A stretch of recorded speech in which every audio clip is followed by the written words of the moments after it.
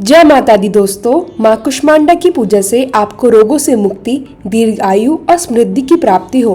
आप और आपके परिवारजनों को माँ कुष्मांडा की पूजा की मंगल शुभकामनाएं। आज सुनिए नवरात्रि के चौथे दिन पूजे जाने वाली माँ कुष्मांडा की संपूर्ण कथा। माँ कुष्मांडा अष्टभुजाओं वाली देवी कहलाती है। मान्यता है कि नवरात्रि के चौथे दिन माँ कुष्मांडा की पूजा से भक्तों की सभी मनोकामनाएं पूरी होती हैं। भक्तों को सुख और सौभाग्य की प्राप्ति होती है। यदि विद्यार्थी देवी कुष्मांडा की पूजा करे तो उनके बुद्धि और विवेक में वृद्धि होती है। माँ कुष्मांडा भक्तों को रोग, शोक और विनाश से मुक्त करके उन्हें आयु, यश, बल और बुद्धि प्रदान करती है। माँ कुष्मांडा शेर पर सवारी करते हुए प्रकट होती है। अष्टभुजाधारी माँ मस्तक पर रत्न जड़ित मुकुट धारण करती है और अत्यंत दिव्य रूप से सुशोभित होती है।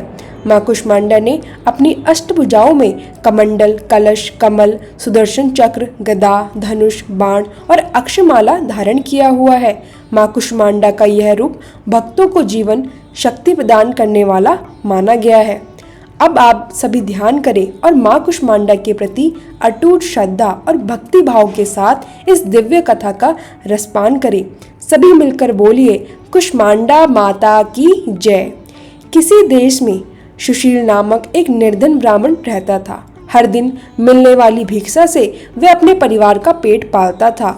उसका परिवार बहुत बड़ा था, लेकिन वह प्रातःकाल होते ही भिक्षा मांगने के लिए घर से निकल जाता और शाम को लौटता। फिर देवताओं, पितरों और माँ दुर्गा के साथ अतिथियों की पूजा करने के बाद वह अपने लिए भोजन ग्रहण करता था। भिक्षा को वह भगवान का प्रसाद मानकर ग्रहण करता और दूसरों की सहायता में हमेशा तत्पर रहता था। गरीबी के बावजूद वह धर्म और कर्म में लगा रहता और अपनी इंद्रियों पर नियंत्रण रखता था। इसलिए वह सदाचारी, धर्मात्मा और सत्यवादी था।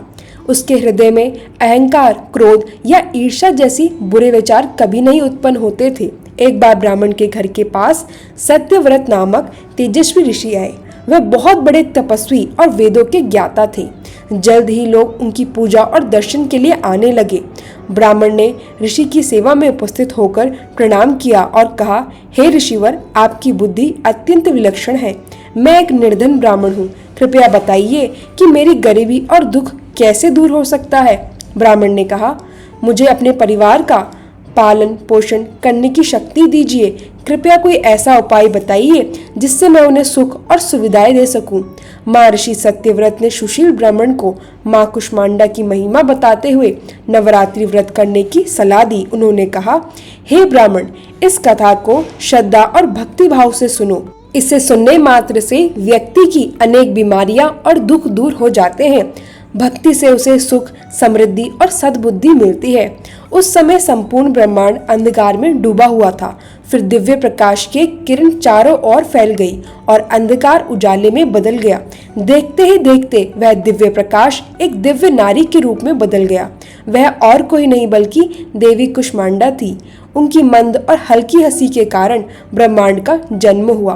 उन्होंने पृथ्वी, सभी ग्रह, चंद्र, सूर्य, तारे और आकाश गंगा को अस्तित्व में लाया। संसार में जीवन बनाए रखने के लिए सूर्य देवता की आवश्यकता थी। कुष्मांडा माता ने अपने आप को सूर्य में समाहित कर लिया। सूर्य संसार में जीवन का पर्याय है। देवी कुष्मांडा उनकी शक्ति है। माँ कुष्मांडा समस्त ऊर्जा का स्रोत है। उनकी पूजा करने से व्यक्ति अनेक प्रकार के सुख और समृद्धि को प्राप्त करता है। महर्षि सत्यव्रत ने कहा, हे ब्राह्मण, माता कुष्मांडा की स्तुति करने से आयु, यश, बुद्धि और बल में वृद्धि होती है। सभी रोग दूर होते हैं। दरिद्रता और नकारात्मक शक्तियां समाप्त होती हैं। माँ की कृपा से सभी समस्याओं का समाधान आसानी से हो जाता है। सुख, समृद्धि और उन्नति प्राप्त होती है। तब ब्राह्मण सुशील ने नवरात्रि व्रत रखकर माँ कुष्मांडा की स्तुति की। उन्होंने महर्षि सत्यव्रत से माया बीज मंत्र की दीक्षा ली और 9 वर्ष तक नियमित रूप से जप करते रहे। माँ कुष्मांडा की कृपा से उनके घर में सुख और समृद्धि के भंडार भर गए। सभी मिलकर प्रेम से बोलिए, कुष्मांडा मैया की जय। प्रिय भक्तों, अब सुनिए महिषासुरमर्दिनी स्तोत्र का हिंदी अनुवाद। हे हिमालय राज की पुत्री, हे गिरजा देवी, विश्व को आनंदित करने वाली देवी, नंदीगणों द्वारा पूजित गिरि श्रेष्ठ विंध्याचल के शिखर पर निवास करने वाली देवी, अपने लीला से भगवान श्री विष्णु को प्रसन्न करने वाली, इंद्रदेव के द्वारा नमस्कृत भगवान नीलकंठ की पत्नी, विश्व में विशाल कुटुंब वाली और विश्व को संपत्ता देने वाली, हे महिषासुर का मर्दन करने वाली भगवती, अपने बालों की लता से आकर्षित करने वाली पर्वत की पुत्री, आपकी जय हो जय हो जय हो। देवों को वरदान देने वाली, दुर्धरा और दुर्मुख असुरों को मारने वाली और स्वयं में ही हर्षित रहने वाली, तीनों लोकों का पोषण करने वाली, शंकर जी को संतुष्ट करने वाली, पापों को हरने वाली और घोर गर्जना करने वाले दानवों पर क्रोध करने वाली, अहंकार होके घमंड को सुखा देने वाली, समुद्र की पुत्री, हे महिषासुर का मर्दन करने वाली, अपने बालों की लता से आकर्षित करने वाली पर्वत की पुत्री, आपकी जय हो जय हो जय हो। हे जगत माता, हे मेरी माँ, प्रेम से कदम के वन में वास करने वाली, हास्य भाव में रहने वाली, हिमालय के शिखर पर स्थित अपने भवन में विराजित मधु की तरह मधुर मधु कैटब का मद नष्ट करने वाली, महिष को विदीर्ण करने वाली, सदा युद्ध में लिप्त रहने वाली, हे महिषासुर का मर्दन करने वाली, अपने बालों की लता से आकर्षित करने वाली पर्वत की पुत्री, आपकी जय हो जय हो जय हो। शत्रुओं के हाथियों की सूंड काटने वाली और उनके 100 टुकड़ों करने वाली, जिनका सिंह शत्रुओं के हाथियों के सर अलग अलग टुकड़े कर देता है, अपनी भुजाओं के अस्त्रों से चंड और मुंड के शीश काटने वाली, हे महिषासुर का मर्दन करने वाली और अपनी बालों की लता से आकर्षित करने वाली पर्वत की पुत्री, आपकी जय हो जय हो जय हो। रण में मदोमद शत्रुओं का वध करने वाली, अजरनाशी शक्तियों धारण करने वाली, प्रमितनाथ अर्थात शिव जी की चतुराई जानकर उन्हें अपना दूत बनाने वाली दुर्मति और बुरे विचार वाले दानव के दूत के प्रस्ताव का अंत करने वाली, हे महिषासुर का मर्दन करने वाली, अपने बालों की लता से आकर्षित करने वाली पर्वत की पुत्री, आपकी जय हो जय हो जय हो। शरणागत शत्रुओं की पत्नी के आग्रह पर उन्हें अभय दान देने वाली, तीनों लोकों को पीड़ित करने वाले दैत्य पर प्रहार करने योग्य त्रिशूल धारण करने वाली, देवताओं की दुदंबी से दुम दुम के ध्वनि को सभी दिशाओं में व्याप्त करने वाली, हे महिषासुर का मर्दन करने वाली, अपने बालों की लता से आकर्षित करने वाली पर्वत की पुत्री, आपकी जय हो जय हो जय हो। मात्र अपनी हुंकार से ध्रुम विलोचन राक्षस, जिसको ध्रुम अर्थात धुएं के समान भस्म करने वाली, युद्ध में कुपित रक्त बीज के रक्त से उत्पन्न अन्य रक्त बीजों का रक्त पीने वाली, शुंभ और निशुंभ दैत्यों की बलि से शिवजी और भूत प्रेतों को तृप्त करने वाली, हे महिषासुर का मर्दन करने वाली, अपने बालों की लता से आकर्षित करने वाली पर्वत की पुत्री, आपकी जय हो जय हो जय हो। युद्ध भूमि में जिनके हाथों के कंगन धनुष के समान चमकते हैं, जिनके सोने के तीर शत्रुओं का विदीर्ण करके लाल हो जाते हैं और उनकी चीखें निकालते हैं, चारों प्रकार की सेनाओं हाथी घोड़ा पैदल रथ का संहार करने वाली, अनेक प्रकार की ध्वनि करने वाले बटकों को उत्पन्न करने वाली, हे महिषासुर का मर्दन करने वाली, अपने बालों की लता से आकर्षित करने वाली पर्वत की पुत्री, आपकी जय हो जय हो जय हो। देवनांगना के ततथाथई आदि शब्द से युक्त भाव में नृत्य में मग्न रहने वाली, कुकुत अडीज के धुधुक धीमी धीमी आदि गंभीर ध्वनि सुनने में लिप्त रहने वाली, हे महिषासुर का मर्दन करने वाली, अपने बालों की लता से आकर्षित करने वाली पर्वत की पुत्री, आपकी जय हो जय हो जय हो। जय जयकार करने और स्तुति करने वाले समस्त विश्व के द्वारा नमस्कृत अपने नुपुर के झंझन और झिमझिम शब्दों से भूतपति महादेव को मोहित करने वाली, नटी नाटों के नायक अर्धानेश्वर के नृत्य में सुशोभित नाट्य में तल्लीन रहने वाली, महिषासुर का मर्दन करने वाली, अपने बालों की लता से आकर्षित करने वाली पर्वत की पुत्री, आपकी जय हो जय हो जय हो। आकर्षक कांति के साथ अति सुंदर मन से युक्त और रात्रि के आश्रय अर्थात चंद्रदेव की आभा को अपने चेहरे की सुंदरता से फीका करने वाली, काली भंवरों के समान सुंदर नेत्रों वाली, हे महिषासुर का मर्दन करने वाली, अपने बालों की लता से आकर्षित करने वाली पर्वत की पुत्री, आपकी जय हो जय हो जय हो। महायोद्धाओं से युद्ध में चमेली के पुष्पों की तरह कोमल स्त्रियों के साथ रहने वाली तथा चमेली के लताओं की तरह कोमल भील स्त्रियों से जो झिंगुर के झुंड की तरह घिरी हुई है, चेहरे पर उल्लास से उत्पन्न उषा काल के सूर्य और ले हुए लाल पुष्प के समान मुस्काने वाली, महिषासुर का मर्दन करने वाली, अपने बालों की लता से आकर्षित करने वाली पर्वत की पुत्री, आपकी जय हो जय हो जय हो।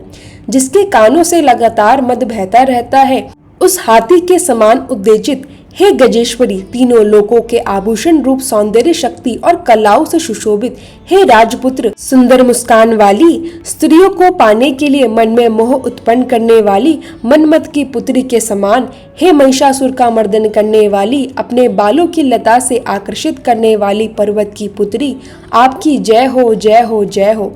जिनका कमल दल के समान कोमल स्वच्छ और कांति से युक्त मस्तक है, हंसों के समान जिनकी चाल है, जिनसे सभी कलाओं का उद्देव हुआ है, जिनके बालों से भंवरों से घिरे कुमुदनी के पुष्प और बकुल पुष्प सुशोभित है, उन महिषासुर का मर्दन करने वाली, अपने बालों की लता से आकर्षित करने वाली पर्वत की पुत्री, आपकी जय हो जय हो जय हो। जिनके हाथों की मुरली से बहने वाली ध्वनि से कोयल की आवाज भी लज्जित हो जाती है, जो खिले हुए फूलों से रंगीन पर्वतों से बिछड़ हुई पुलीन जनजाति की स्त्रियों के साथ मनोहर गीत गाती है, जो सदड़ों से संपन्न शबरी जाति की स्त्रियों के साथ खेलती है, उन महिषासुर का मर्दन करने वाली, अपने बालों की लता से आकर्षित करने वाली पर्वत की पुत्री, आपकी जय हो जय हो जय हो। जिनकी चमक से चंद्रमा की रोशनी फीकी पड़ जाए, ऐसे सुंदर रेशम के वस्त्रों से जिनकी कमर सुशोभित है, देवताओं और असुरों के सर झुकने पर उनके मुकुट की मणियों से जिनको पैरों के नाखून चंद्रमा की तरह दमकते हैं, और जैसे सोने के पर्वतों पर विजय पाकर कोई हाथी मदोमत हो जाता है, वैसे ही देवी के उरोज कलश की तरह प्रतीत होते हैं। ऐसी है महिषासुर का मर्दन करने वाली, अपने बालों की लता से आकर्षित करने वाली पर्वत की पुत्री, आपकी जय हो जय हो जय हो। सहस्त्र दैत्यों के सहस्त्र हाथों से सहस्त्र युद्ध जीतने वाली और सहस्त्र हाथों से पूजित सुर तारक उत्पन्न करने वाली, उसका तारकासुर के साथ युद्ध कराने वाली, राजा सरत और समाधि नामक वैश्य की भक्ति से समान रूप से संतुष्ट होने वाली, हे महिषासुर का मर्दन करने वाली, बालों की लता से आकर्षित करने वाली पर्वत की पुत्री, आपकी जय हो जय हो जय हो।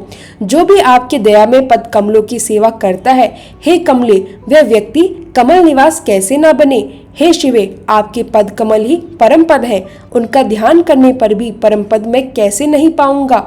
हे महिषासुर का मर्दन करने वाली, बालों की लता से आकर्षित करने वाली पर्वत की पुत्री, आपकी जय हो जय हो जय हो। सोने के समान चमकते हुए नदी के जल में से जो आपके रंग भवन में छिड़काव करेगा, वह इंद्राणी के वृक्ष में आलिंगन होने वाले इंद्र के समान सुखा अभूतपूर्व करने वाली, बालों की लता से आकर्षित करने वाली पर्वत की पुत्री, आपकी जय हो जय हो जय हो। आपका निर्मल चंद्र समान मुख चंद्रमा का निवास है, जो सभी अशुद्धियों को दूर कर देता है। नहीं तो क्यों मेरा मन इंद्रपुर की सुंदर स्त्रियों से विमुख हो गया है। मेरे मत के अनुसार आपकी कृपा के बिना शिव नाम के धन की प्राप्ति कैसे संभव हो सकती है। हे महिषासुर का मर्दन करने वाली, बालों की लता से आकर्षित करने वाली पर्वत की पुत्री, आपकी जय हो जय हो जय हो। हे दिनों पर दया करने वाली उमा, मुझ पर भी दया कर ही दो। जगत जननी, जैसा आप दया की वर्षा करती हो, वैसे ही तीरों की भी वर्षा करती हो, इसलिए इस समय जैसा आपको उचित लगे वैसा करो, मेरे पाप और ताप दूर कर दो। हे महिषासुर का मर्दन करने वाली, बालों की लता से आकर्षित करने वाली पर्वत की पुत्री, आपकी जय हो जय हो जय हो। प्रिय भक्तों, अब हम सभी मिलकर माता रानी से क्षमा याचना करते हैं, ताकि हमारे द्वारा हुई किसी भी गलती के लिए माता रानी हमें क्षमा कर सके। हे परमेश्वरी, मेरे द्वारा रात दिन सहस्त्र अपराध होते रहते हैं, अतः आप मुझे अपनी सेवक समझकर कृपया पूर्वक मेरे उन अपराधों को क्षमा करो। ना तो मैं आवाहन करना जानती हूँ, ना विसर्जन करना जानती हूँ, और ना ही पूजा करना जानती हूँ। हे परमेश्वरी, मुझे क्षमा करो। हे सुरेश्वरी, मैंने जो मंत्रहीन, क्रियाहीन और भक्तिहीन पूजन किया है, वह सब आपकी दया से पूर्ण हो। सैकड़ों अपराध करके भी भक्त आपकी शरण में आकर केवल जगदम्बे कहकर ही मोक्ष को प्राप्त करते हैं। जिसे ब्रह्मा देवी गण भी पाने में असमर्थ होते हैं। हे जगदम्बी, मैं अपराधी हूँ, किंतु आपकी शरण में आई हूँ, अतः इस समय मैं दया की पात्र हूँ। आप जैसा चाहो वैसा करो। अज्ञानवश या बुद्धि भ्रम होने के कारण भूल से मैंने जो भी कुछ कम या अधिक कर दिया हो, हे देवी, हे परमेश्वरी, सब अपराध को क्षमा करो और प्रसन्न हो। हे जगन माता, हे कामेश्वरी, सच्चिदानंद स्वरूपिणी परमेश्वरी, आप प्रेम पूर्वक मेरी यह पूजा स्वीकार करो और मुझ पर प्रसन्न हो। आप गुप्त से भी गुप्त वस्तु की रक्षा करने वाली हो। आप मेरे किए इस जप को ग्रहण करके मेरे सभी अपराधों को क्षमा करो। हे देवी, हे महेश्वरी, आपकी कृपा से मुझे सिद्धि की प्राप्ति हो।